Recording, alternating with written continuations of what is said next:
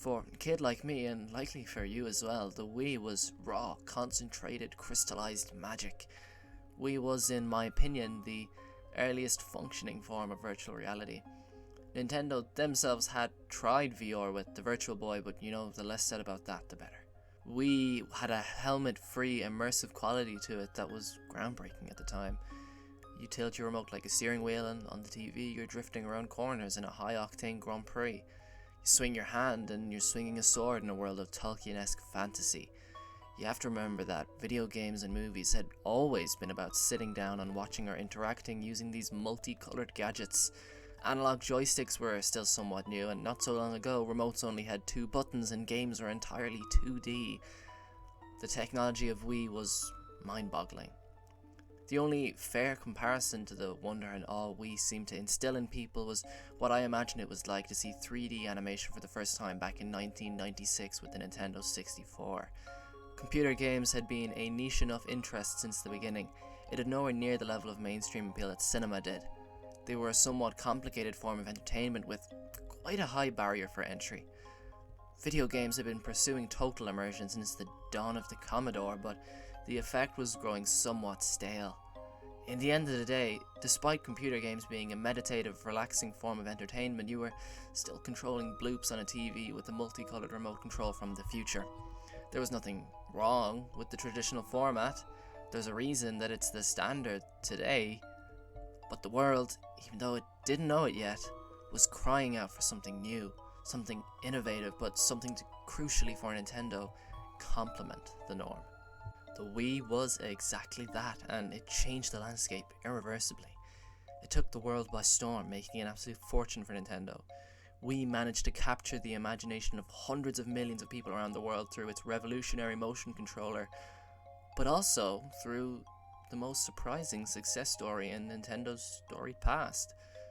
What appeared to be nothing more than a tech demo became the flagship companion app, an as of yet unrivaled motion control showcase. One of the highest grossing series of all time, what was supposed to be an inconsequential pack-in, the human race's magnum opus, the series known as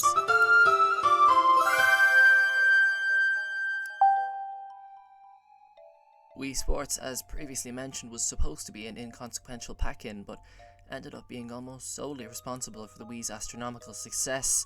On a technical, graphical and mechanical level, the original Wii Sports admittedly is not all that impressive.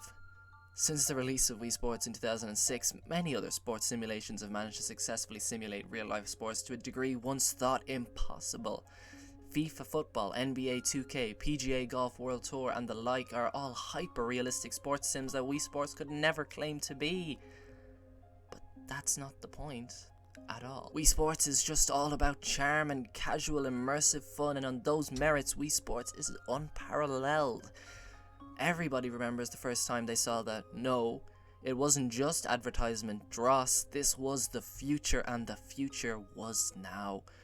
For some, it was at the demo stalls and kiosks. Others had the priceless experience of feeling that buzz and excitement on launch night. For me, I remember being over at a friend's house on a Saturday morning when he introduced me to the Wii. I'd seen it in the ads on TV, but as a kid seeing the Wii I was obviously enamored, but almost accepted that such a thing couldn't be real, that it was just ads exaggerating what it actually was. I'd accepted that I was never going to have or see it. It was just too cool to be real. But here it was in my friend's living room. It was real and it was just like the ads. I was almost speechless. My friend, giddy with excitement, booted up Wii Sports, handed me a remote and started up tennis. A seamless maneuver, all achieved by pointing his remote at his TV and using a mouse-like cursor to navigate through the various menus. I vividly remember losing the first, second and third round. I was just overwhelmed with awe, my young mind struggling to comprehend what kind of sorcery was at play. My friend explained to me that all I had to do was swing my arm and that the tennis player would swing his arm as well. I remember that despite how much fun I was having, I was somewhat unsettled at how the TV knew what I was doing in the real world. We played Wii tennis for what felt like hours and hours until, inevitably, I had to head home. The world, much like myself, was seemingly caught up in a Wii Sports-induced fever. The Wii was flying off shelves, out of stock just as soon as it was in. Everybody wanted to see what Wii Sports was about. It was a global and cultural phenomenon, and maybe it was because I was young, but Honestly, I don't think that the world has been gripped by such a phenomenon since. It was real, honest to God magic. Anyone who was anyone wanted a Wii to play Wii Sports. It was doubtlessly the most requested item of Santa Claus that year, and the next year for that matter, and certainly the year after that as well. For many around the world, Christmas morning 2006 is synonymous with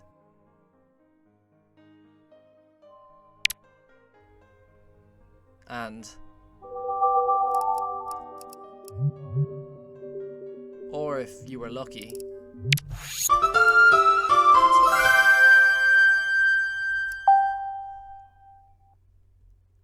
and hours upon hours of unrivaled joy, bowling, golfing and boxing against friends, family or Matt. For me, that Christmas morning experience was a few years after launch, when Santa managed to find an original Wii for a fair price from a garage sale, and the magic of that morning, in my mind, is unparalleled. Nothing can even come close to the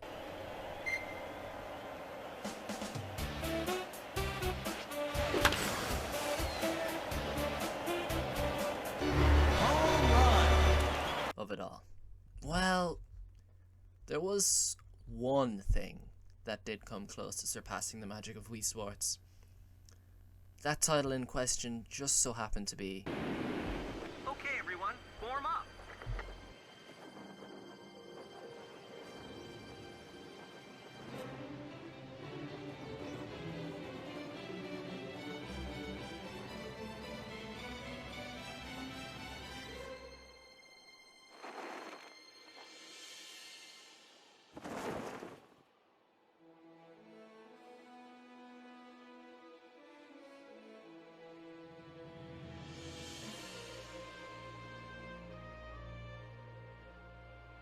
The original Wii Sports is synonymous to me with Christmas, but Wii Sports Resort, the sequel, is quintessentially summer. Nintendo likely did not realize how much of a hit they had in their hands in regards to the original Wii Sports, but after they saw just how influential it would turn out to be, development began earnestly on the sequel. Wii Sports Resort didn't have the advantage of being new, but it did have the sizable bonus that the developers now had time and experience developing for the Wii, and Resort was planned to be bigger, better, and, well, grander than ever. And it certainly succeeded on all of those fronts. Resort had a feeling that was almost grandiose. The world was big, but it was also tangible. In Wii Sports, there was no correlation between the sports included and the package. It was just a glorified tech demo. But in Resort, there was a premise and a connection between the sports included in the package. Wii Sports Resort takes place on the, well, titular resort, a tropical island referred to as Woohoo Island. As such, each sport has a tropical summer theme. One such sport is flying, where you tilt the remote to steer an airplane, exploring the tropical isle. This flying mini-sport, which at first glance is just another mini-game, is easily the most important aspect of Resort. Without it, the immersion would be broken and it would stop being Wii Sports Resort and just be Wii Sports More. In the sport, you have full control of an airplane and are free to fly around wherever you want. When flying around Woohoo Island, you can actually see where all the different events take place. You can take in the sights and take a closer look at what seem to be, at first sight, inconsequential landmarks strewn across the background, most of which are visible when playing the other individual sports. This heightens immersion to a degree that simply cannot be overstated. You can fly to the top of the mountain that you saw when you were busy cycling. You can skim the ocean you were wakeboarding across, and one of my personal favourite little moments as it happens, you can fly over to where the tennis courts should be, only to find that there are no tennis balls and that they're shut down, likely because the court is near the sea and all the balls fell in. This is a clever acknowledgement of the fact that tennis was dropped from the lineup of sports. This tiny little detail changes everything. I was initially disappointed at tennis's exclusion upon booting up Wii Sports Resort for the first time, but afterwards in my mind, it just made sense that tennis wasn't available. Of course tennis wasn't played in the island, the courts are there, the balls were probably all hit into the ocean. Little details like that made Woohoo Island feel like a real place that people go to unwind, to sword fight and shoot baskets. Personally, I'll always hold the original Wii Sports in a higher regard, despite it admittedly being objectively inferior in almost every way. But one in that unquantifiable, incalculable measure of childhood magic. But let's just try to quantify it anyway. In the years since, the Wii and Wii Sports have garnered a reputation for simply being waggle fests, but they are anything but. On a technical design level, Wii Sports is surprisingly adept. For this analysis of sorts, I'm going to focus on the events included in the original Wii Sports to try to explain the surprising depth, the technical genius, and break down the fun factor of the series. In Wii Sports, there are 5 events: baseball, tennis, golf, bowling, and boxing. Hitting a home run in baseball is the aim of the game, and to do so you need to position yourself as if you were actually readying yourself to hit the ball in real life. You can angle the arc of your bat and try to judge the optimal point of contact before swinging with varying amounts of speed. Timing and positioning are everything. The same naturally goes for tennis. Timing, reflexes, and positioning is key. You need to be constantly on your toes, ready to switch your angles and be able to respond quickly. Golf is perhaps the most involved of the sports and is among the most difficult to master. It takes experience to understand how much thrust is needed, but the payoff, once mastered, is truly rewarding. In bowling, you control both the timing and the trajectory of the throw. The outcome is decided through the manner in which you tilt, twist, or thrust the remote. As with the other sports, you are in complete control of almost every aspect of the outcome. Boxing is the creme de la creme of Wii Sports in regards to depth. If you haven't ever gotten to mat, then you'd be forgiven for thinking that boxing is the least deep of any of the individual sports. Most just flail around their arms and hope for the best. But this couldn't be any further from the truth. There are the 3 main punches: the hook, uppercut, and jab, and these punches are all performed using the motion controls: go wide, go low, go up, or go straight. Each punch can be performed with either hand and can be directed to a specific point in your opponent's body. If you tilt the remotes, you can dodge, and if you dodge at the right times, time is slowed down and you get a free critical hit on your opponent. High level play is almost mesmerizing. Wii Sports Boxing even has its own little campaign of sorts. You work your way through the lower level amateurs and the high level professionals until you reach the climactic finale, the ultimate antagonist, Matt. If you can manage to slay the beast that is Matt, yes, you don't get much by the way of recognition in the game itself, but you automatically enter the upper echelon of society. Not many can claim to have bested the imperious, terrifying, nightmarish Matt, not even myself, but that makes the achievement all the more lucrative. As mentioned, each individual sport has a learning curve. They can be mastered with time, but what is so unique about Wii Sports is that no matter how much you practice, you can still be beaten by someone picking a remote up for the first time. Now, you might be thinking that would surely cheapen the experience, but I don't believe it does. Victory in any individual event depends most of all on split-second decisions and being able to hold your nerve. Even if you've practiced baseball dozens of times, if you're on strike 3 against your younger sister, you can easily lose if you crumble under the pressure. Like in any real-life sport, even if you practice every single day for years, something out of your control like slipping on a wet field could decide the match. In Champions League football, the highest level of European football, the final is often decided via penalty shootout, where both teams each take 5 penalty kicks, a one-on-one dead ball situation between only the penalty taker and the goalkeeper from 12 yards. Sometimes teams that don't deserve to have won will end up winning on penalties simply because the other team couldn't hold their nerve through sheer luck. Yes, winning sometimes depends on luck, but Wii Sports operates on the principle that the harder one works, the luckier they get. This makes Wii Sports accessible, but simultaneously makes it infinitely replayable and satisfying to master. This segues nicely into the kinetic appeal of Wii Sports. When you're playing a computer game or watching a movie, it's inevitable that there's going to be on some level a disconnect. Virtual reality is the modern exception to this, offering unparalleled levels of immersion. Again, to reiterate, immersion isn't everything, and depending on the person, it mightn't be anything. Virtual reality-esque immersion would be awful if it were the regular primary way to experience a film or game, but it's not, and as such, it's a nice complement to more traditional media. Wii Sports immersive controls are more than just a cool feature, they're an intrinsic element to the technical design and the fun factor. Because of the motion control, you need to position yourself as if you were playing the sport in real life to have any kind of success. Because of this intuitive positioning, Wii Sports evades the familiar trappings of mainstream motion control. Wii Sports' motion control does have a defined start point and as such a defined end point. Take golf for example. You have to position yourself, remote pointing diagonally towards the ground as if you were readying to hit a ball. You pull back behind your back and let loose to swing. The entire learning curve of golf and Wii Sports in general is honing those natural intuitions, just like in real sports. The start point is defined and it's up to you to figure out the most optimal way to reach the end. Contrast that to Donkey Kong, where sometimes you're not shaking hard enough or you're shaking too hard to trigger the attack animation. It's just unintuitive.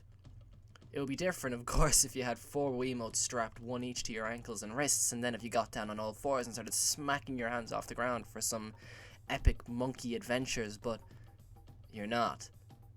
You're sitting or lying down with a remote held horizontally and stopping everything to coordinate your hands to shake, while in my opinion doesn't damage the experience.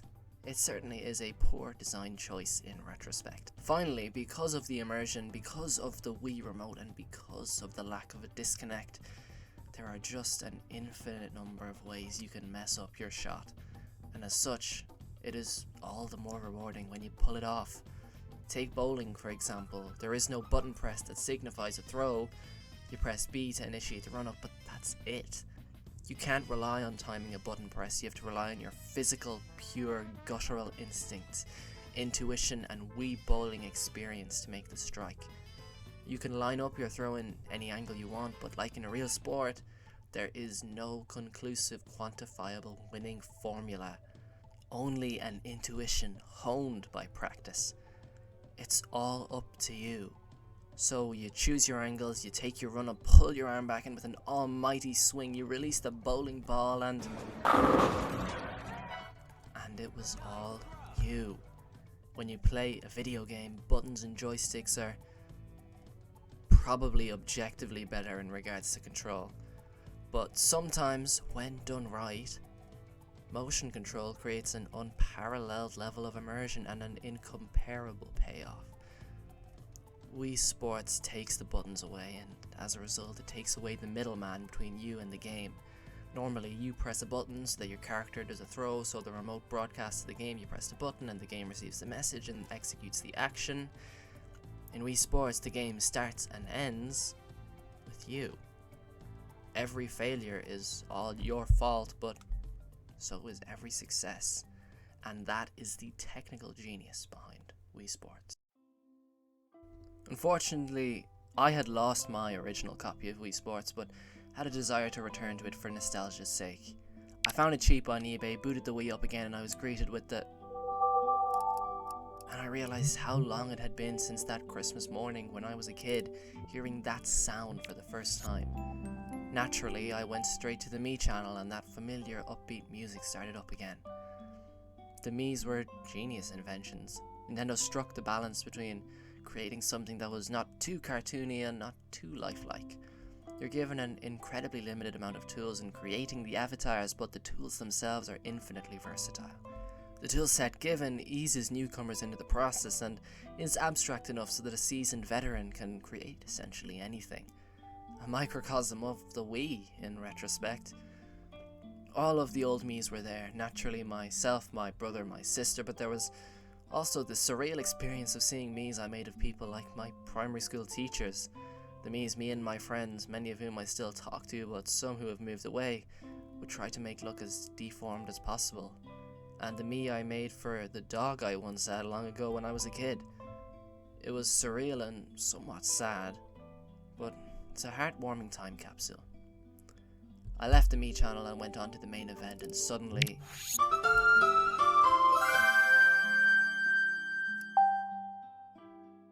And you know what? It was just as good, if not better, than I remembered.